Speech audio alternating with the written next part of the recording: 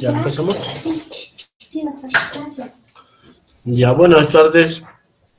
Bueno, vamos a continuar entonces con la psicopatología de la memoria y quiero mostrarles aquí dos diapositivas. Uno que es el cerebro que está íntegro y al lado un cerebro que está totalmente alterado, ¿no es cierto?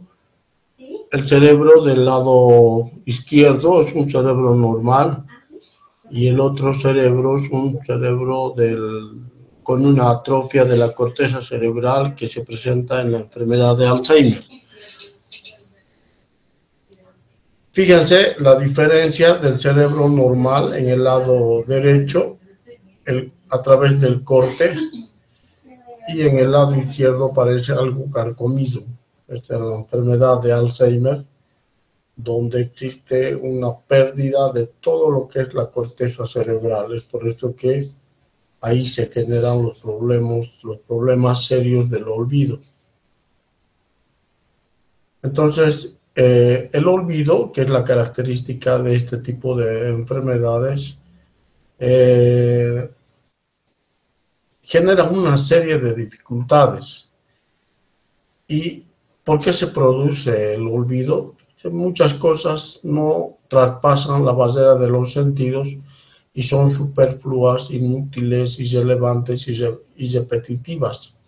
Cuando un estímulo no es muy intenso y se hace superficial, entonces es muy difícil poder recordar.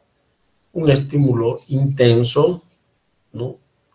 Genera más bien muchas posibilidades de recuerdos en el futuro. Si vemos una situación muy desagradable, puede esta durar muchísimos años, inclusive en toda la vida. Eso es lo que genera el estrés postraumático, ¿no? Cuando un estímulo ha sido muy intenso, es imposible olvidar. Entonces, una de las primeras razones del olvido es el desuso de la información. Es decir, si ustedes no estimulan continuamente su memoria, hablemos de medicina. Si ustedes no repasan continuamente los temas, es obvio que se olviden posteriormente.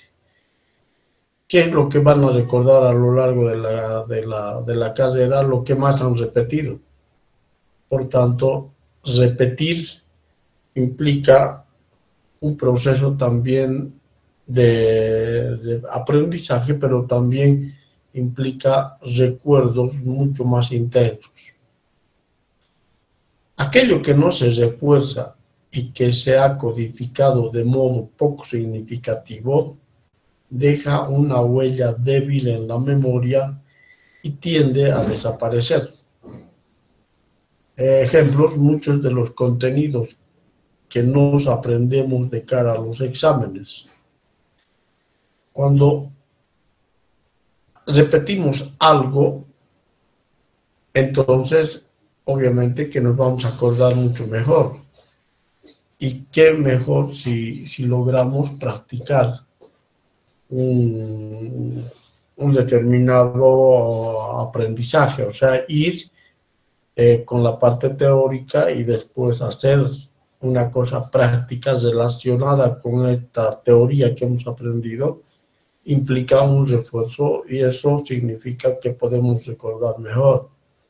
Entonces, todo aquello que no se refuerza, o sea, que no se ha repasado y que se ha codificado de modo poco significativo, va a dejar una huella débil en la memoria. Por tanto, si estudian ahora y no repasan más después lo que han estudiado, entonces se van a olvidar y no les va a quedar nada más que un recuerdo vago y esto les puede llevar a confusiones posteriores.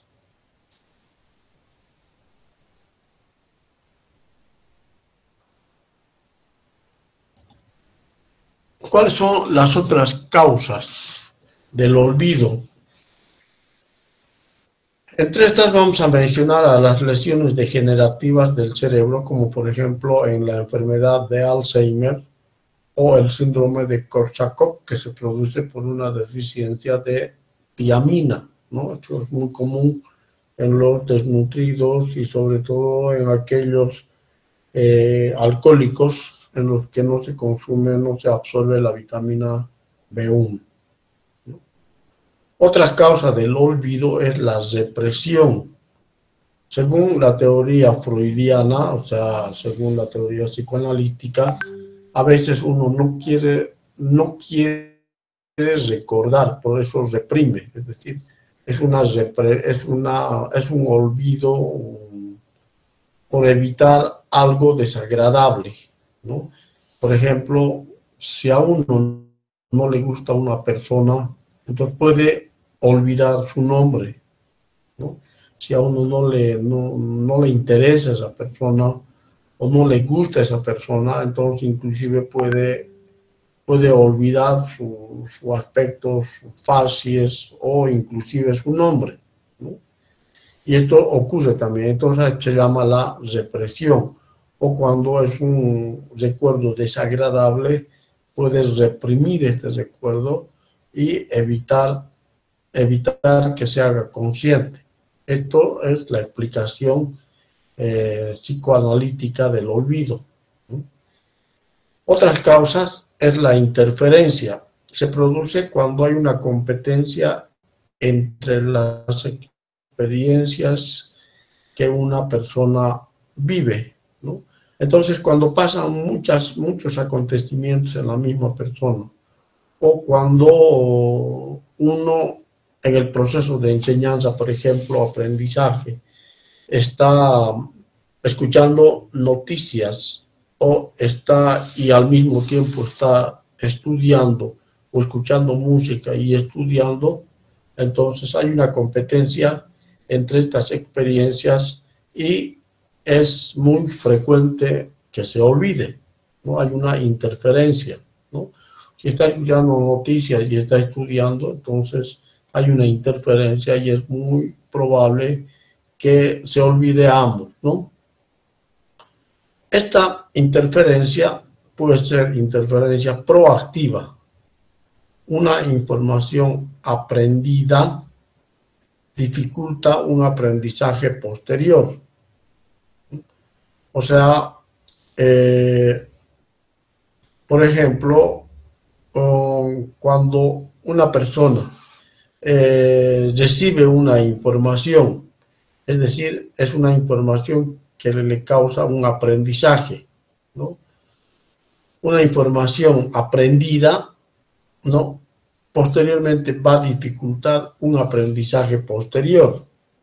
O sea, el próximo aprendizaje va a tender a olvidarse. ¿Por qué? Porque ha prestado mucho más atención al primer estímulo y el segundo estímulo ya va a ser un poco difícil de poder recordar. Por tanto, necesitará un lapso de tiempo hasta que se codifique y se impregne el cerebro de esta información. La otra es la interferencia retroactiva.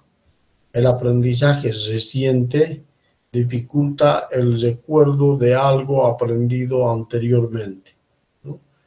Por eso es tan importante repasar para recordar y para que la memoria sea fluida. Uno tiene que aprender y después repasar recordando, ¿no? Cuanto más haga este ejercicio, entonces mucho mejor, porque el proceso de aprendizaje va a ser y de recuerdo va a ser más fluido, ¿no? Se va a recordar con más claridad y con más nitidez.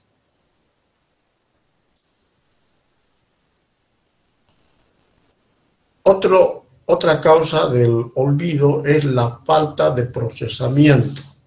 La información nunca se procesó completamente y al no requerirse en el futuro termina por disiparse, ¿no? Esto pasa, por ejemplo, cuando uno hace una lectura rápida y sin interés, por ejemplo, de un periódico, de una revista, donde no hay necesidad de memorizar. Entonces, una información que no se procesa mucho, no se procesa completamente, y al no requerirse en el futuro, uno termina por olvidarse. Entonces, nos interesa ese rato, pero después no lo volvemos más a tocar y uno termina olvidándose, ¿no? O cuando también se pone a leer una novela o un artículo y simplemente con una leída. Y esto puede generar una disipación de esta información debido a que no se está repitiendo, digamos, este proceso de estimulación al cerebro. Otra causa que produce el olvido es el contexto inadecuado. La información se aprendió en un contexto diferente, lo que dificulta su recuperación. Esto, por ejemplo, ocurre, hay personas que tienen una tendencia a estudiar en los parques, en las calles, en los lugares donde existen muchos estímulos que penetran por los sentidos, y esto pues es un lugar inadecuado. Por tanto, va a dificultar la recuperación debido al poco procesamiento que se está realizando en el cerebro. Es diferente, por ejemplo, estudiar en un ambiente vacío, en un ambiente tranquilo, donde no haya mucho estímulo, ¿no? Como en un parque, una calle. Por tanto, el procesamiento de la información es mucho más intenso y por tanto el recuerdo va a ser mucho más ágil, ¿no? Entonces el contexto inadecuado también influye en el olvido. La saturación de la información también genera el olvido. Se reciben muchos más estímulos que los que realmente puede almacenar. Otra vez volvemos a repetir que cuando hay mucha saturación de información, por ejemplo, no puedo yo estudiar o aprender y después querer recordar si es que estoy, primero, viendo la televisión, segundo, estoy escuchando música en la radio y tercero, estoy leyendo. Hay muchos estímulos al mismo tiempo, por tanto me va a ser muy, muy difícil poder recordar. Para eso tendría que evitar la televisión, la radio o cualquier otro estímulo auditivo o visual y simplemente poner toda mi atención para un buen procesamiento de esta información en la lectura o en lo que quiero aprender y posteriormente recordar, ¿no? La saturación entonces de información también va a generar olvido, porque va a haber una alteración o va a estar sobresaturado, ¿no? El almacenamiento de información en el cerebro.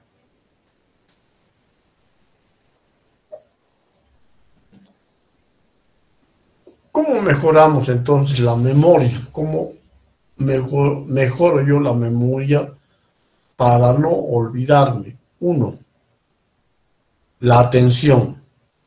La atención es vital para recordar mejor, ¿no? Cuanto más atención ponga, entonces mi concentración sobre el estímulo, sobre lo que quiero aprender, va a ser mucho más intenso. O sea, no tengo que tener más estímulos en mis sentidos que lo que quiero aprender y lo que quiero saber y lo que quiero recordar. Entonces, la atención implica poner una concentración total en lo que estoy haciendo, ¿no? La significatividad.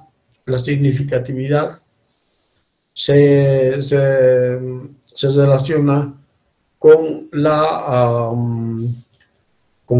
con el gusto, digamos, por lo que estoy atendiendo. Si me parece muy significativo lo que quiero aprender.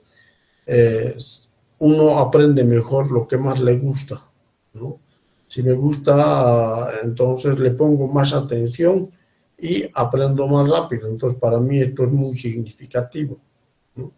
La organización, es decir, uno para cuando quiere aprender tiene que ser muy ordenado, ¿no? Tiene que ir paso por paso y sin saltar ningún otro proceso durante el aprendizaje. Y para eso uno se crea a veces mnemotécnicos cuando tiene que memorizar muchas cosas, ¿no? Aquí, por ejemplo, hay un número muy largo y esto implica que 300, el año tiene 365 días, ¿no? Esto para memorizar esta cifra tan larga. Tiene 12 meses, tiene 52 semanas. Cada mes tiene aproximadamente 4 semanas. Y los meses pueden tener 31, 30 y 28 días. Uno memoriza estas cifras de 3, 6, 5, 1, 2, 5, 2, 4, 3, 1, 3, 0, 2, 8. Entonces, puede memorizar esto con facilidad, ¿no?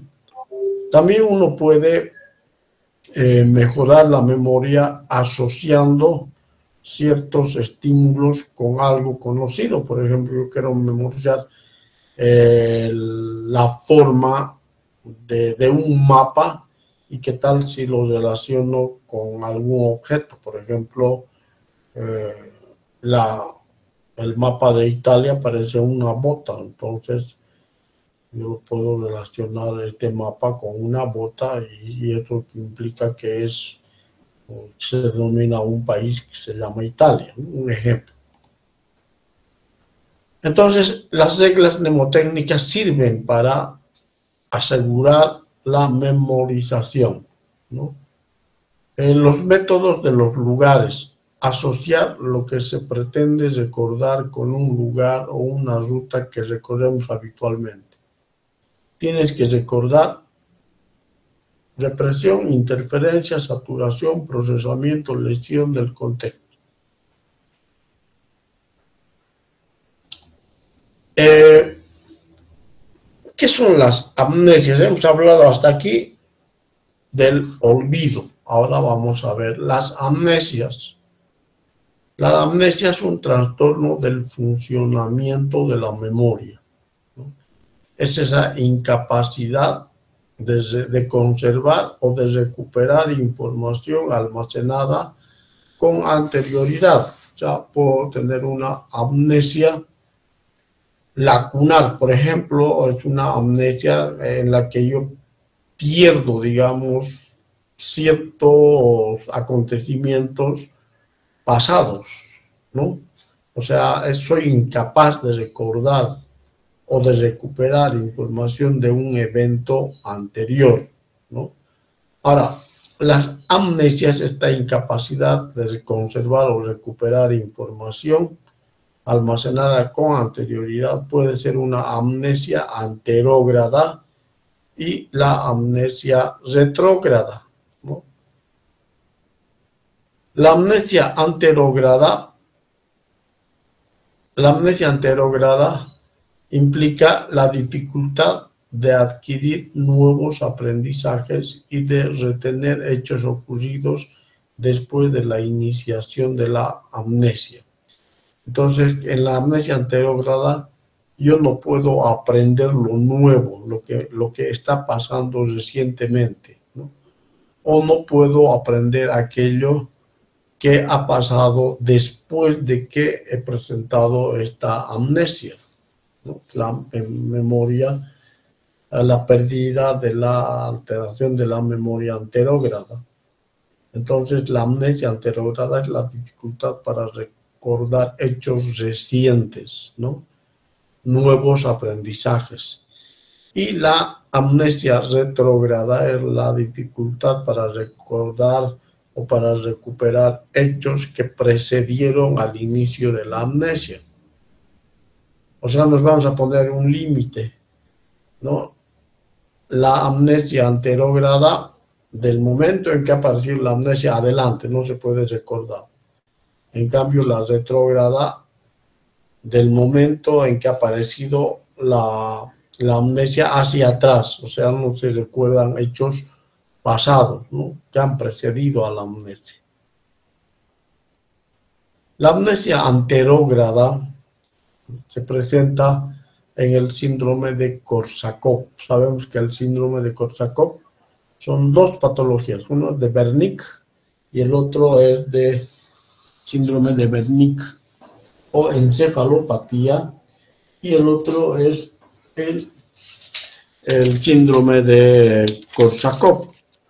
El síndrome de Wernicke, que se debe a una deficiencia de la tiamina, hay confusión, hay anergia, hipotermia y hay alteraciones de la memoria. En cambio, en el síndrome de Korsakoff se caracteriza por pérdida de la memoria y una desorientación, hay alteración de la memoria anterógrada, hay confabulación, es decir, la persona no puede recordar y tiene que inventarse hechos para rellenar estos espacios de falta de memoria, ¿no? Se va inventando cosas, ¿no? En el síndrome de Korsakoff se llama confabulación, está confabulando, ¿no? Hay incapacidad para retener información. Esto es muy común en los alcohólicos, más que todo, o en aquellas personas que tienen algún problema que lleve a una deficiente absorción de vitamina B1, o sea, de tiamina, ¿no? Otro problema que produce amnesia anterógrada, aparte del síndrome de Wernicke-Korsakoff, es los tumores del tercer ventrículo, ¿no? Un cáncer de cerebro. Las meningitis tuberculosas también pueden generar alteraciones de la memoria anterógrada. Las contusiones, ¿no?, los golpes en la cabeza, también pueden generar la resección bilateral medial de los lóbulos temporales y la terapia electroconvulsiva. La terapia electroconvulsiva es un procedimiento terapéutico que se utiliza en pacientes psicóticos que no responden al tratamiento farmacológico, ¿no? Es decir, se administra a través de unos electrodos una dosis de electricidad, una descarga eléctrica para que el paciente pueda convulsionar, ¿no?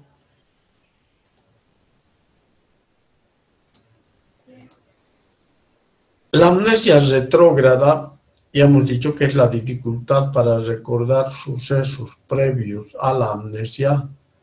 En aquí se pierden acontecimientos, incidentes e imágenes, es decir, la persona no recuerda acontecimientos previos a la amnesia, ¿no? Se presenta esto en enfermedades crónicas e irreversibles como una conmoción cerebral. Por ejemplo, un accidente de tránsito que puede generar una amnesia retrógrada, un golpe en la cabeza, un traumatismo encefalocraniano después de una agresión física o un accidente, ¿no? También se presenta la amnesia retrógrada, defectos residuales de la memoria, es decir, hay imposibilidad de recordar hechos que precedieron al trauma, ¿no? Los defectos son mayores si el trauma fue más severo, ¿no? Cuanto más severo es el trauma, entonces los recuerdos van a ser mucho más deficientes. Ahí va a haber mucho más defectos en el recordar, el intentar recordar, ¿no? Los golpes en la cabeza traen serias consecuencias. Los defectos también pueden ser defectos irreversibles, cuando hay lesiones graves a nivel del sistema nervioso central, ¿no? No hay amnesia retrógrada si no existe un periodo de amnesia post-traumática.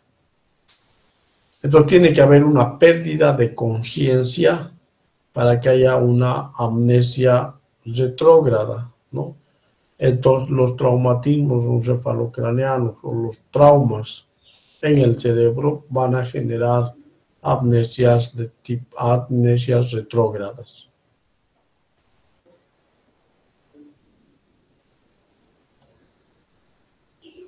Otras causas de amnesias retrógradas son las meningitis tuberculosas. Esto genera defectos de periodos previos a la enfermedad. Ya hemos dicho el traumatismo encefalocraneano. El palimpsesto. El palimpsesto es el concepto de borrado, olvidado, ¿no?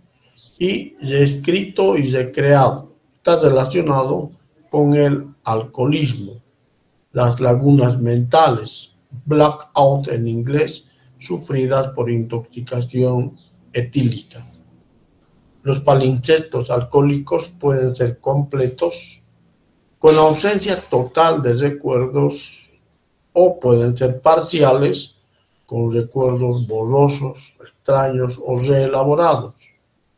El síndrome de Korsakoff se caracteriza también por una alteración de la personalidad, deterioro de la memoria a corto plazo y la amnesia anterógrada, retrógrada y la confabulación. Entonces los palimpsestos, o sea, el blackout alcohólico, implica que la persona, estando ebria, no se acuerda de las cosas que hace, y al día siguiente, cuando le confrontan, él asegura no recordar nada de toda la violencia que había imprimido en su estado de ebriedad, ¿no? Hay muchas personas que tienen este problema denominado las amnesias lacunares también, ¿no? El blackout alcohólico implica que el sujeto ha actuado de manera totalmente desproporcionada, agresiva y violenta, y al día siguiente, cuando recobra el estado de conciencia, no recuerda absolutamente nada, ¿no? Entonces, esto es lo que es el blackout alcohólico o también el palimpsesto. El recuerdo depende del interés personal y del reforzamiento contextual. Otras alteraciones de la memoria. El olvido se agrava si no hay repaso. O sea, es tan importante repasar para no perder el tiempo. O sea, si uno no repasa lo que ha estudiado, entonces se olvida y lamentablemente ha perdido el tiempo, ¿no? Lo que se olvida es lo que no interesa y lo que no se repasa. Si uno no lo hace interesante la cosa que quiere aprender y recordar, entonces obviamente que se va a olvidar. Uno tiene que hacerlo muy interesante, su lectura o lo que quiere recordar de por vida o por mucho tiempo, ¿no? Entonces, o lo que nos repasa también, ¿no? Es importante siempre repasar todo lo que uno ha aprendido si no quiere olvidarse. Otras alteraciones de la memoria, hemos hablado de los olvidos, de las amnesias. Ahora la hipermnesia. La hipermnesia es el incremento en el recuerdo neto, ¿no? Este es el otro extremo. Las personas que tienen una enfermedad denominada trastorno bipolar en su fase de manía, es decir, en su fase de hiperactividad, euforia y además a veces agresividad, ¿no? Tienden a recordar muchas cosas. Esto también suele pasar en aquellos que están iniciando la intoxicación alcohólica.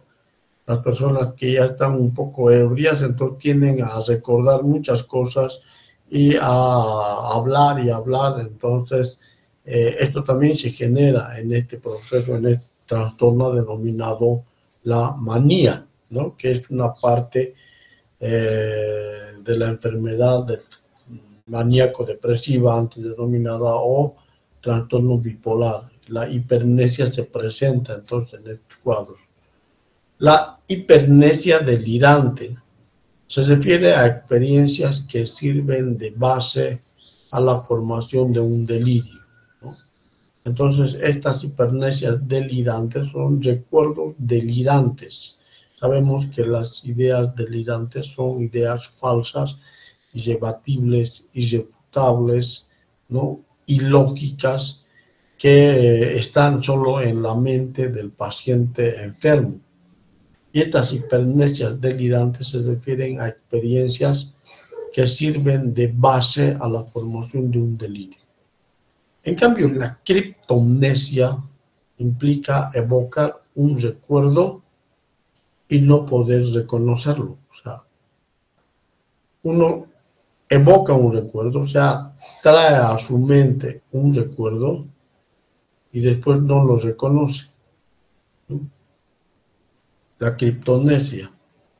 La hipomnesia o dismnesia es la imprecisión y falta de detalles en lo recordado. Es decir, es un recuerdo medio confuso, ¿no? Cuando no se ha podido repasar y simplemente queda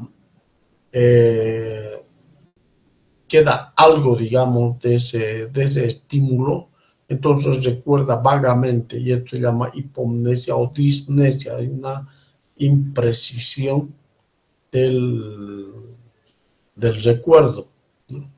La amnesia psicógena es una fuerte pérdida de la memoria provocada por un episodio intenso de estrés psicológico, ¿no? Una represión. Es una amnesia psicógena cuando se produce un intenso estímulo totalmente desagradable, ¿no? Producido por una situación muy adversa, genera estrés, y este estrés que es tan desagradable puede generar represión, ¿no? O sea, se puede olvidar y puede haber una dificultad para la evocación de ese recuerdo, ¿no? Una situación estresante muy intensa, entonces puede llevar a una fuerte pérdida de la memoria, ¿no?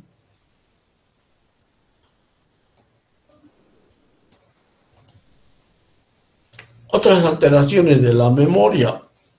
Dentro de otras alteraciones tenemos a la amnesia lacunar, hemos hablado del blackout alcohólico, ¿no? Cuando una persona se embriaga, se vuelve un demonio y destruye y agrede y pelea con medio mundo y al día siguiente no se acuerda lo que ha hecho. Blackout alcohólico. Blackout significa apagón, es decir, como si se hubieran desconectado las neuronas y cada parte del cerebro funciona a su libre albedrío. Pero con el estímulo nocivo de esta sustancia psicotrópica, entonces actúa de una forma incoordinada y sobre todo afecta a la conducta de la persona, tornándose la persona muy agresiva, muy violenta, y esto es lo que los ingleses han denominado el blackout alcohólico. Las paramnesias, la paramnesia es una distorsión de los recuerdos, ¿no? Es una distorsión de los recuerdos, o sea, uno puede recordar, pero de forma medio confusa, ¿no? O sea, anda confundiendo otros recuerdos con otros acontecimientos, ¿no? O sea, hay unos falsos recuerdos que cree que son verdaderos y que sustituyen a los hechos reales que no puede recordar, ¿no? Las paramnesias, entonces, la vez pasada una señora que sufrió la pérdida de de una hija después de un suicidio, ¿no? En en una situación totalmente desagradable, ella confundió a uno de sus empleados, ¿no es cierto?, con otro que ya había cobrado un sueldo. Entonces le aseguró al empleado, al que no le había pagado, que sí le había pagado y que ella no estaba ya en condiciones de volverle a pagar, pero el otro trató de convencerla de que no había ocurrido eso, y la señora juraba y se juraba que sí había hecho. Al final se dio cuenta que estaba confundiendo la situación y que tuvo que reconocer su error, pero después de mucho rato, y después de que muchas personas intervinieran en este asunto, ¿no? Entonces sufrió una paramnesia, una distorsión del recuerdo, ¿no? La falsificación, las paramnesias pueden ser la falsificación retrospectiva, es decir, se recuerdan como verdaderos detalles y significados falsos de experiencias pasadas, ¿no? La falsificación retrospectiva, esto también suele ocurrir, digamos, en personas alteradas de la memoria, ¿no? En aquellos que han sufrido traumatismos craneoencefálicos, en aquellos pacientes con problemas de alcoholismo, aquellos que están teniendo problemas de la memoria, como al inicio de la enfermedad, dice, de Alzheimer, hay falsificación retrospectiva, es decir, se recuerda como verdaderos detalles y significados falsos de experiencias pasadas. En una paciente, por ejemplo, a quien posteriormente se le diagnosticó una enfermedad de Alzheimer, cuando recién estaba empezando esta enfermedad, la señora que estaba sentada al lado de su hermana le culpó a esta de haberle robado su billetera, y armó todo un escándalo y todo el mundo se sintió mal, ¿no? Obviamente que las hermanas no entendían lo que le estaba pasando, y la señora, en un arranque de rabia, de enojo, empezó a gritar contra su hermana, acusándola de ladrona y de que le había cortado y de que le había robado su billetera, pero todo el mundo salió confundido, y posteriormente la señora pues fue sufriendo problemas mentales, sobre todo olvidos frecuentes, hasta que terminó con un Alzheimer. Entonces, en la enfermedad de Alzheimer puede ocurrir también estas paramnesias o falsificaciones retrospectivas, ¿no? La confabulación es otro. Esas brechas, esas faltas de memoria se van rellenando, se van cubriendo por invenciones del paciente. El paciente se va inventando acontecimientos para rellenar esas lagunas mentales, ¿no? Es cambiante y modificable por su gestión. Esa es la confabulación. En cambio, la fabulación es la invención de una historia, ¿no? Cuenta como si hubiera ocurrido. A diferencia de la confabulación, la persona sabe lo que está narrando, sabe que lo que está narrando no ha sucedido.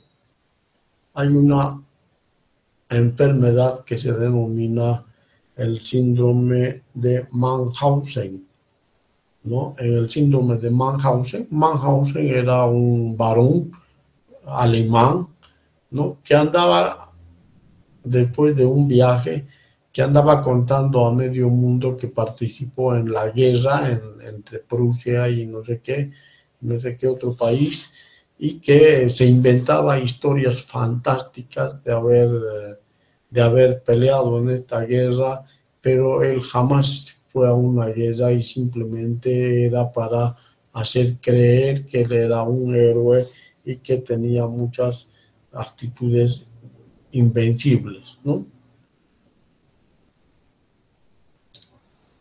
Otros, falsos reconocimientos. Estos falsos reconocimientos significa confundir un objeto o evento que se percibe por primera vez con otro correspondiente a una experiencia pasada del sujeto.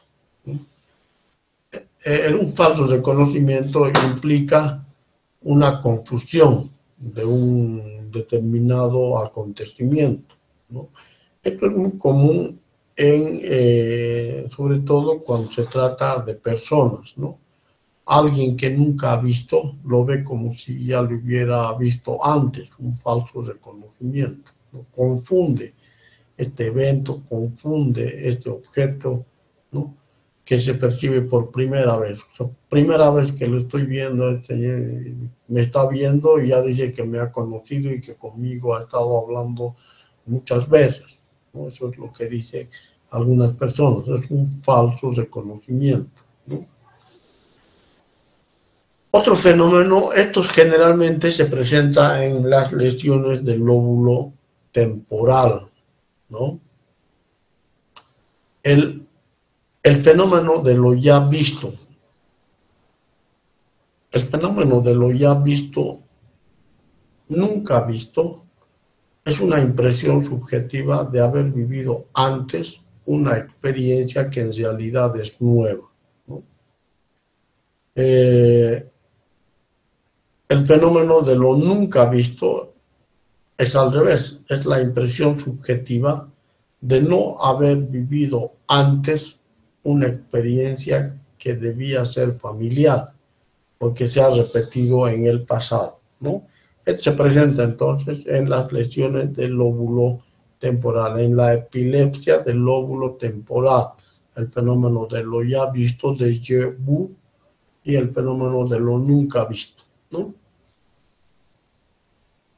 Bueno, yo creo que hemos llegado hasta aquí con los trastornos de la memoria, y si ustedes quieren ampliar más información, entonces pueden revisar el texto cualquier texto de medicina psicológica y el texto del doctor Mario Argandoña también. No sé si tienen alguna pregunta, alguna duda, algún comentario o quieran aportar algo más.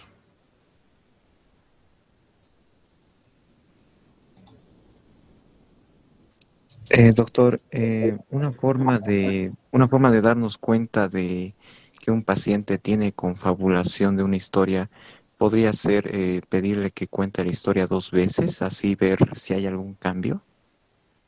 Claro que sí, ¿no? Cuando ustedes hagan el examen mental de un paciente o de una paciente, tienen que hacer la valoración, ¿no?, de la memoria. La memoria es muy, muy importante valorar, sobre todo con fines legales, ¿no?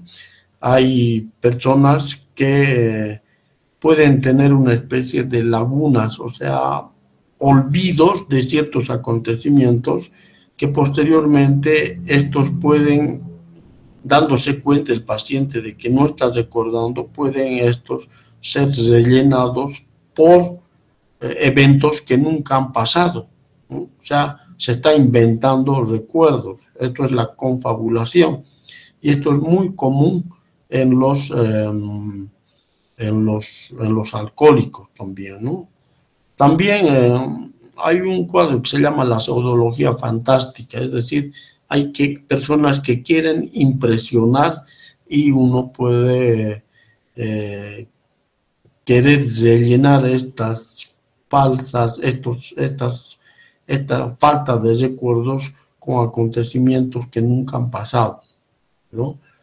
También esto puede llevar a alteraciones de la memoria en los pacientes que tienen una deficiencia de tiamina, ¿no? Los alcohólicos, aquellos que no pueden absorber bien la vitamina B1, sobre todo en aquellos desnutridos, en aquellos donde la alimentación carece de este elemento importante, y también en los gastrectomizados o algunas enfermedades gastrointestinales, ¿no?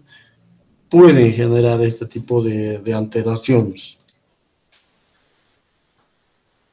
¿Qué más? Perfecto, perfecto, doctor, muchas gracias. ¿Cómo? Está bien, doctor, muchas gracias. Muy bien.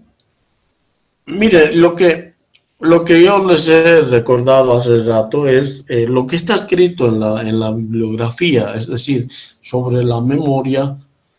Cuando uno quiere recordar realmente y por un muy buen tiempo, cualquier estímulo, incluyendo esto de la lectura y del estudio, que es lo que más les interesa a ustedes, para que se codifique, para que se procese mejor esta información que ustedes han adquirido en una primera fase de su lectura, tiene que volver a repetirse. O sea, tienen que repetir si no quieren echar a perder su tiempo y su aprendizaje, ¿no? ¿Qué mejor que después de una clase, como decimos, tema avanzado tiene que ser tema aprendido? O sea, el estímulo de la clase tiene que ser reforzado con la lectura y después el repaso. Y se supone que ya ha procesado toda esta información y se supone que eso no se van a volver nunca más a olvidar, o por lo menos les va a dejar una muy buena huella en su cerebro y va a ser muy difícil que les puedan sacar de la cabeza. Pero si ustedes han leído una sola vez solo para un examen, con toda seguridad que al día siguiente o a los 2 días van a tener un vago recuerdo y posteriormente no existirá nada de lo que han aprendido. Y eso también es muy notorio. Entonces, el repaso y la, la estimulación nueva a través de alguna forma de aprendizaje como mnemotécnicos, esquemas, mapas mentales y todo lo que se ha podido describir hasta ahora en procesos de enseñanza-aprendizaje, son útiles y precisamente se han hecho viendo y analizando todas estas cuestiones de alteraciones de la memoria.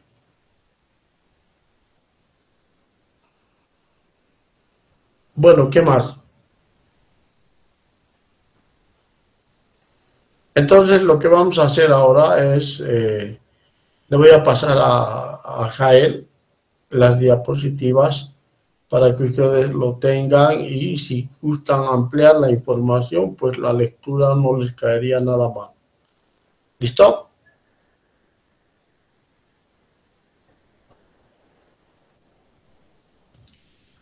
Muy bien, como no hay preguntas, entonces